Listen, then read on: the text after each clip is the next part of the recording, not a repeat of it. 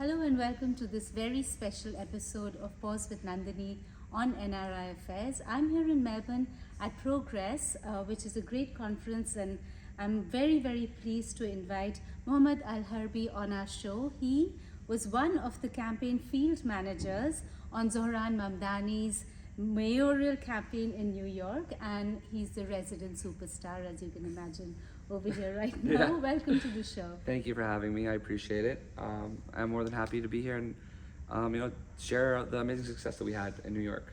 That's brilliant. If you could just begin with taking us a little bit on your journey, what brought you to this campaign, a little bit of what your role was through the campaign and what you're doing now. Initially I lived in Zohran's district when he first ran for assembly in 2021.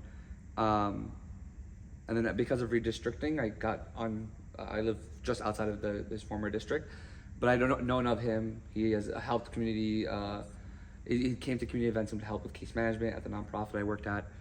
And then when he declared that he was running for mayor, he started hiring in January for a Muslim and South Asian constituency field manager. And all my friends were like, "Oh, wow, you'd be great at this. You should do it." And then after 3 weeks of nervously rewriting my cover letter a million times, I submitted, and I was able to get the position, thankfully. And it was a long journey from there. Yeah. And so the second part was also like what my role looked like. Yes, what your role looked like, and then after the campaign ended and now he's mayor, how have you transitioned into whatever your new role is? So my role is almost predominantly Muslim and South Asian organizing. So the Muslim community that spans most of South Asia and North Africa, and then also the Hindu and Sikh community in India and Nepal and Sri Lanka, like all that, the whole region's organizing. So like hosting events at mosques, temples, gurdwaras, and by hosting I mean like really just doing outreach. We're not like hosting parties or anything. Right. And engaging those people to also become volunteers and be involved and see themselves not only like in the sense that Zohran's an Indian Muslim mayor, but also see themselves working in the campaign, that this is a makeup of everyone, the whole city, not just a certain set group of people. So it was a lot of that, a lot of outreach, a lot of engagement, and everywhere that there would be, like doing celebrating, going to the holidays that all these different cultures celebrate, and making sure that we have a presence there, and making sure that we're part of the community, like it's meaningful, actual, like intentional outreach, and not just like showing up at a gurdwara or a temple once and then never showing up again ever for the rest of the year. We deal with some of that here, where we are quite mindful of the way sometimes politicians will turn up for the optics and be there for the Diwali party, and then you don't hear anything else. In real engagement. You mentioned some of the things was also with the temples and all of that, and I know you've worked a little bit with Hindus for Human Rights in America.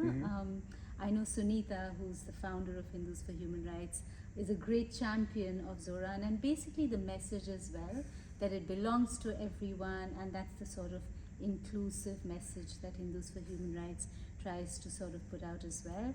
And then she was also with Aunties for Zohran, and a little bit, if you'd like to talk a little bit about that and the impact those kind of more focused campaigns had, funneling into the bigger, larger story. Sunita's amazing, and the work that she does with like Hindus for Zohran and Hindus for Human Rights and Aunties for Zohran was like amazing. There was like a million affinity groups. There was hot girls for Zohran, there was dads for Zohran, there was bikers for Zohran, like every different group you can think of for Zohran group, and they were really helpful, especially like in the South Asian community, of reaching aunties and uncles that maybe whether there's a language barrier or like an environment barrier, like we just don't know where they would normally be on a Tuesday night. Like she knows that. She knows where they are. Exactly. To get them in. So making sure that we're engaging them on every level that we can, and like I just mentioned, like actual meaningful conversations, and trying to like make them feel like that we're there all the time, not just this one time. And here's my number, here's my email, whatever you need, whatever any question you have, I'm more than happy to answer. So groups like Sunitas and across the city were super helpful in like getting from anywhere from like a major community like Hindus or to something niche like bikers. Yes, sure. Bringing them into the campaign and also making them feel like there's an outlet. There's an outlet for everything. Whatever you could possibly be, there's a group that you could join that like is doing some weird thing that you are passionate about. Runners or cyclists or Zohran, all these different things. I think this element of like a little bit of cheekiness, a little bit of fun, that added something to the campaign. I did want to talk a little bit about the campaign itself being able to bridge across demographics. For instance, in the Muslim community, again, it's not a monolith, right? Like they're very conservative sections of the community, right to, maybe second, third generation Muslims who may not be as conservatives. How did you manage in your role? How did you manage to bridge that? Because one of the things that really stood out was in this campaign that he essentially was quite himself, like without that pandering that you sometimes see towards more conservative elements to be able to appease a certain cross-section, but he kind of stayed quite centered on his identity. How did you work with conservative sections of all of these South Asian communities? Yeah. I feel like it was kind of like two main approaches to this. One being, regardless of people's political backgrounds or how conservative they are, they all still care about affordability, cost of living, putting food on the table. And I think approaching them at first with this idea of like, we just want you included in this talk that everyone else in society has already been doing and you've been excluded and left out from. We want you to also have your opinion voiced when it comes on these matters, pertains to that issue. So like taking that step first and like just making sure that they feel like it's not about like the spectrum of politics or like how conservative it is, but like, hey, this is an issue that affects everyone in the world, everyone in New York, and we want to hear what you have to say. And then two, I became almost like a little bit of a theologian, like more of a I'm Muslim, but I became more knowledgeable on Islam to be able to counter a lot of the talking points that you would hear sometimes in the community. And one of the most important things is that Islam, you're not supposed to be judging others, and that we're here all as a punishment by God, and we're supposed to be here to have our personal relationship with God and practice our religion and be good people and be kind and share and find those universal value-based things. Exactly. So like even if we can't get them to agree on every issue, get them to agree that hey, religiously we're here, everyone is equal and everyone's relationship with God is different, and it's up to him to judge and decide whether this person's been a good Muslim or a bad Muslim or a good human or a bad human. It's not up to you and these like personal things that you believe to be casting judgment on others. If it ever came to that. Usually it's much more like taking that first step right. and just trying to connect them as Americans, as New Yorkers, because they belong just as much as anyone else does in their society. And then if it does come up, then you take that route. Yeah. Clever. And I think also truthful, right? Yeah. So I'm sure this is a question that people have thought about. Of course, you see the public face, right? And invariably, that's a public figure. There's a certain amount, you assume there's a certain amount of posturing involved in the best of them. Yeah. Right? What is Mamdani like as a leader internally? What is the style of leadership? How was he able to mobilize so many people? What's the magic sauce there? So I guess first, he's genuinely a very funny, like very down to earth human. Sure. Like, if he's in the office, it doesn't matter if he has a very important meeting in 5 minutes during the campaign, he'd come around and like mess with like 4, 5, 6 of the staff, like do the thing where you tap on the one of the shoulders, they turn that way, but then he's on the other side, or just come make a joke. So he was very lighthearted in the office. Sure. But then also like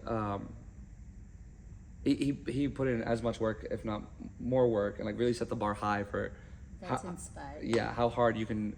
How much effort you can put in, how hard you can work. So none of us ever felt like, oh man, look at that guy, he's just chilling, sitting in the back office, eating donuts. Yeah, like some 19th century smoking a cigar with his feet up on the desk. Like he's out there. He's got his ground soldiers working. Okay. Exactly, he's out there. Yeah.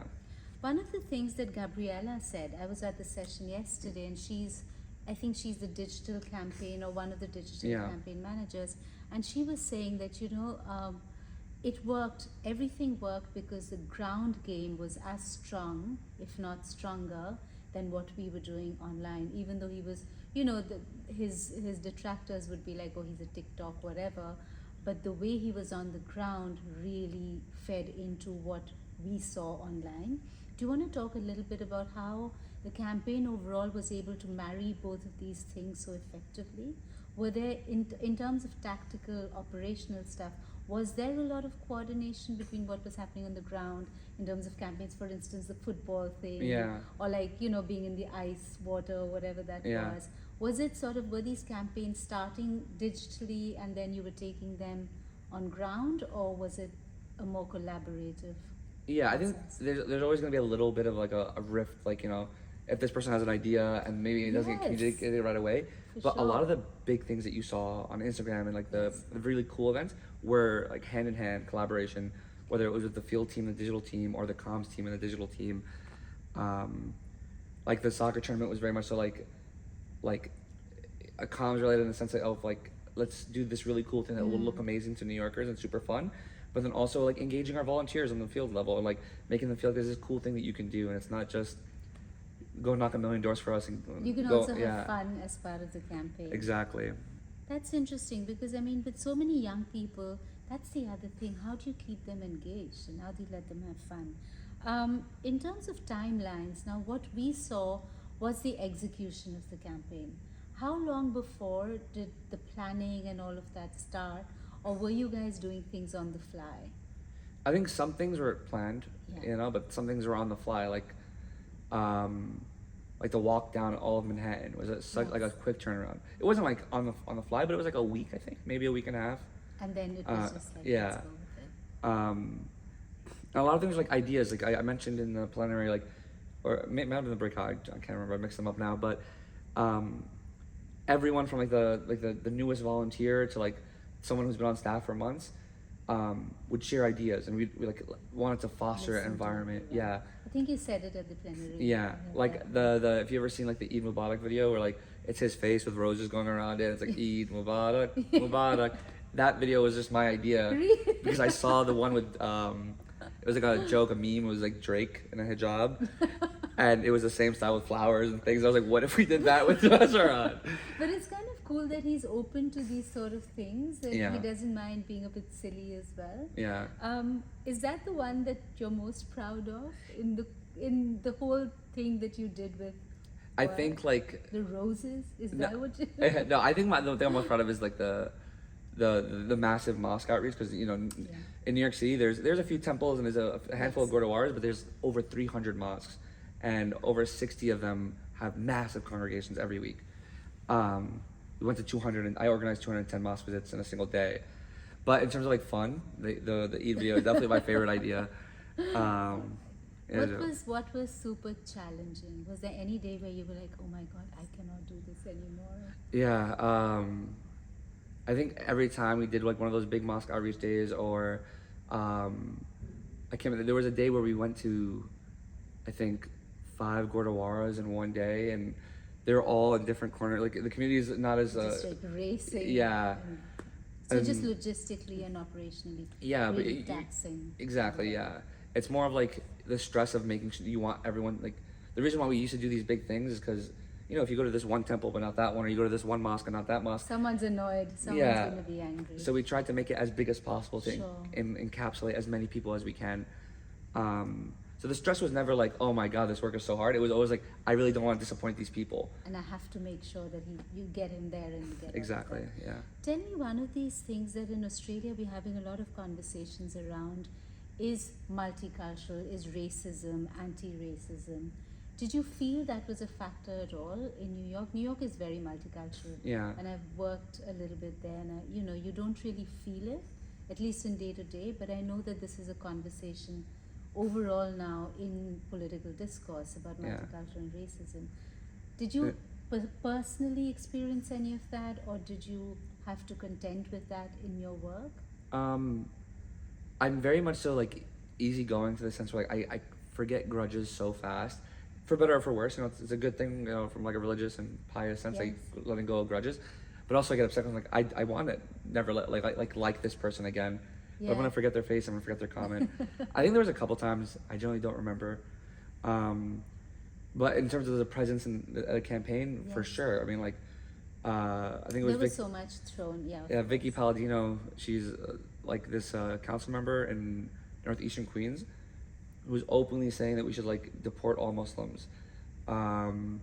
Or that congressman. I think this was after. This second one was after the campaign, but the congressman who posted a picture of Zohran breaking his fast and then a picture of the Twin Towers, and like as if there's a correlation. Just disgusting, terrible. Yeah. But it's almost like it's so far out that you don't even know whether you should take it seriously. You know, like it's to the point of hilarity. But in terms of your role, and this is what Deepak and I at NRIFS, we were talking about that. Is it so? You have this role, right? You're out in community. How much do you think you need to have political conviction to do this job? Like, for instance, could you take what you did here, obviously like great success, and you could do it for someone else whose politics you did or did not believe in? No, definitely not. It doesn't have to be Zohran, but if I don't think the person has the qualities, like the two main qualities I like need to have seen a politician for me to be as passionate as I was for Zohran. Are they set the bench too high? Yeah, the bar is pretty low, to be honest with those two things.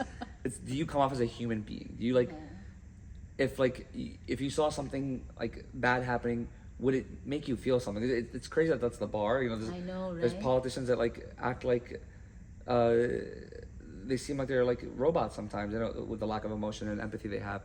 And the second thing is, are you openly pro-Palestinian? Yes. Those are the two things I look for in candidates.